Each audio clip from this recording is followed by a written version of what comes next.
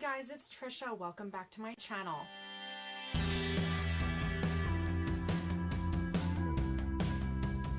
Today I am going to be doing a review video for you for The Diviners by Libba Bray. This is a reread for me. I read this back when it first came out in 2012. I am rereading book 1, The Diviners, and then I'm now going to move on to book 2, The Lair of Dreams, because book 3 in the series, Before the Devil Breaks You, it did release earlier this month. I wanted to refresh my memory on this one because it had been a couple of years since I have read it. The Diviners takes place in the 1920s in New York, where Evie O'Neill is sent to live with her uncle after she is found to be part of the center of a scandal in her hometown. This scandal stemmed from a supernatural power that Evie has, one that she has kept secret from everyone except for her best friend. While she is living in New York with her uncle Will and his assistant Jericho, the body of a young woman has been found murdered with brandings of strange symbols all over her. And in an effort to catch the killer before they strike again,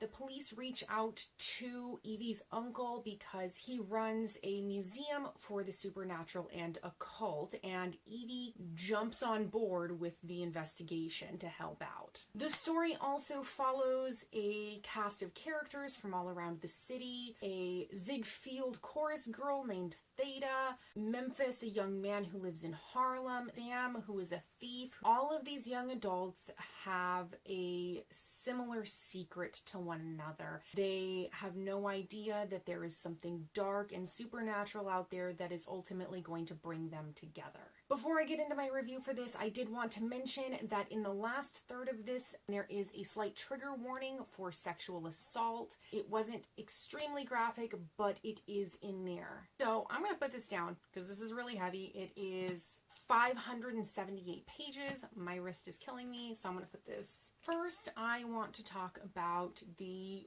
world that Libba Bray created here for the Diviners. In this story, Libba Bray had a fantastic grasp of presenting 1920s New York to us. She did a beautiful job of capturing the glitz and the glamour and the wonder of New York during that time period. I feel like she also did a really fantastic job of showing us the darker and the grittier side of the world. We did get to see the world through different characters' perspectives, and each character had a way of viewing the world that was unique. So when we saw New York through Evie's eyes, it was very glamorous, and she saw all of the possibility that the city had to offer. Whereas when you're looking through the city from Theta's eyes, or Memphis, or Sam, you get a more realistic view of what the city is actually like, the hardships that people have, the darkness that is underlying all of the glitter that Evie is seeing. So this world was really easy for me to get into. I felt like, in addition to the way that the characters saw the world, building something that I could easily fall into, they had a slang that worked really well throughout the story that also helped transport me to the time. It wasn't hard to understand what it was that they were trying to convey, even though we in 2017 don't speak with the same terminology that they do in the 1920s. And despite the fact that we follow a different character through different scenes, that we are kind of seeing the world around them in a way that they would see it, there is a very cohesive storytelling element that Libba Bray brings to this story that feels like the same story without losing the characters' insights. Speaking of the characters, I really enjoyed all of the characters in this story. I felt like, though Evie was the main protagonist in this first book, the major side characters and the other main characters were fleshed out really well. We even got to see some interesting depth to some of the minor characters. It leaves room with the rest of the series for us to have them develop further. I really enjoyed Sam's character. I felt like he was a little bit of a bad boy, very snarky, and he was a mystery man. And being a mystery man, I felt worked for his character because most of the time we saw him through Evie's eyes.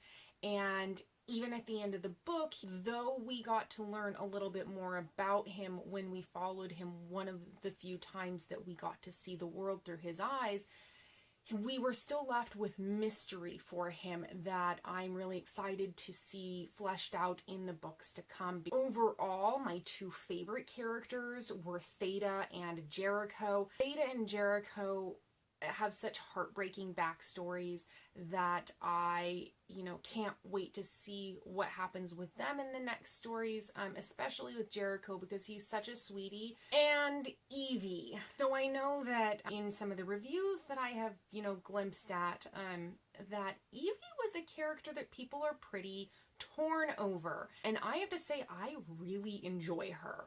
I think she was incredibly well done. She is incredibly flawed on purpose.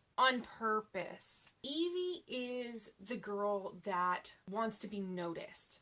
She wants to be seen. She wants to be somebody. She is willing to do whatever it takes. Sometimes that ends up with hurting her friends or those people who are close to her, and she doesn't really realize that she's doing it. And she ends up alienating and hurting people around her because she is unable to see the self-centeredness in her actions. But while she has this self-centeredness to her, she is very lost without her brother. His death really had a huge impact on her. Even though she's lost and, hurt and still grieving for the loss of her brother, that's not an excuse for her self-centered actions. But you can see that she truly cares about people. She loves her best friend. She loves Ma Bell and she wants to help her, but she doesn't know how to go about doing it because she wants to help Ma Bell so much. She thinks that the best course of action is to make her best friend more like her, even though that may not be the best way to go about it. But you can see that she really wants to help and she really is hurt when Ma Bell and her have disagreements. And even by the end, we get to see Evie struggle with her flaws.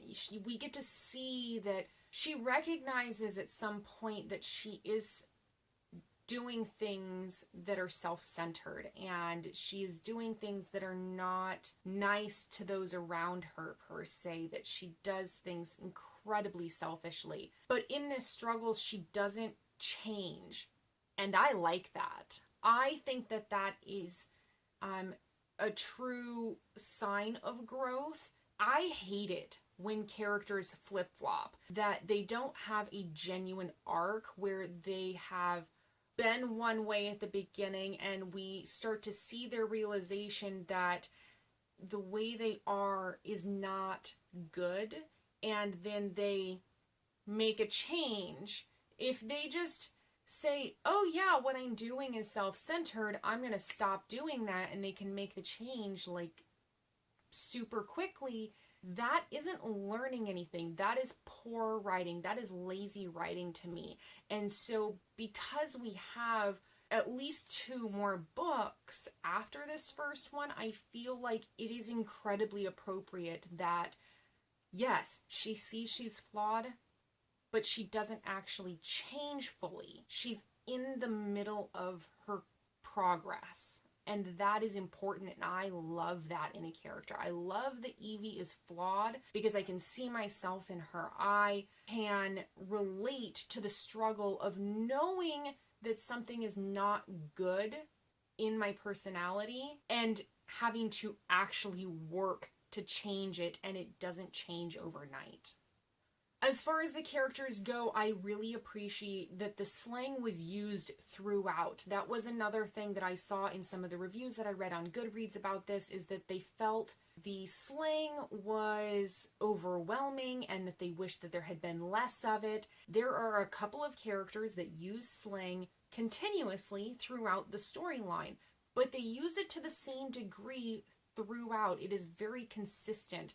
And I felt like the slang wasn't hard to understand. Well, obviously that means fine, and you could substitute that really easy. It wasn't difficult to figure out. And this was so easy to fall into, and it fit with the time period. It was also really nice to see that the level at which each character used their slang was appropriate for who they were. Obviously, we don't have Uncle Will, who's very scholarly and very bookish, using on the trolley to describe he understands what you're saying. So I felt that each character was incredibly well crafted in the way that they spoke. They each had a very distinct identity. So on the plot on this one, I really enjoyed it. I forgot how dark and creepy and sinister this story was. I've seen similar supernatural type storylines like this done before, but this felt so fresh and it felt really new. Maybe it was the combination of the historical aspect of it, the different characters that we got to see, the different locations, the type of supernatural elements, the type of ghosts and demons that we get to see, the religious fanaticism that we get to see. Maybe it was all of that thrown into this story that made it feel really fresh and new, because I know I've seen them done before, but it didn't feel overdone. It didn't feel like I was reading something that was completely predictable. I read this 5 years ago. Doing a reread, there were things that I didn't quite see coming until it was right on top of me, and I was like, oh yeah, that's gonna happen.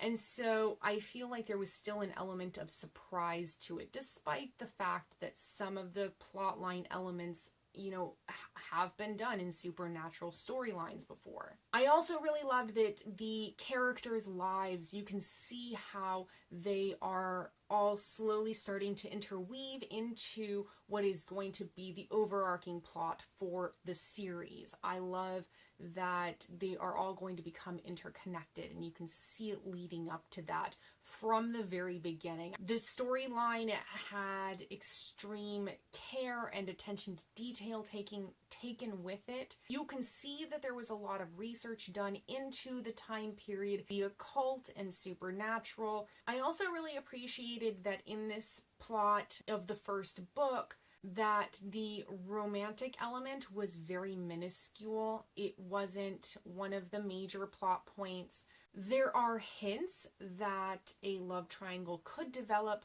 but I also really appreciate that it could not. The one thing that did bother me about the romantic subplot was that I wanted to see how it could potentially harm Evie's and Mabel's relationship and their friendship. And I think that there is a possibility that that potential harm was too easily explained away, that it may not happen. And I think that it is an important aspect, especially for Evie's character growth, that there is some sort of conflict. So I'm hoping that in the next book that something comes about from that. Lastly, on the plot and the overall writing of the story, I did feel that the last 10-15 pages of the book did kind of slow down pretty dramatically. It was being done to set up for book 2, which I understand, but it was quite slow. I appreciated that it helped me come down from the really creepy and sinister climax of the plot of the first book, but the last couple pages were really slow for me. I think that was a slight downfall. I know that it was necessary to set up the second book, but I didn't quite like the way that that was done. It didn't detract from my star rating on it. However, I did give this reread 5 out of 5 stars. Originally, I did give it 5 out of 5 stars. I would definitely recommend this book for an autumn or an October read, specifically because of the creepy supernatural elements to it. All right, thanks you guys for sitting through that long video with me. Let me know in the comments down below if you have read this book and what you thought of it. Also, tell me what you thought about Evie, because I know that she was a character of conflicting opinions for some readers. So let me know, without spoilers, what you thought of her, or tell me who your favorite character was. I would love to hear it, and I will see you guys in my next video. Bye!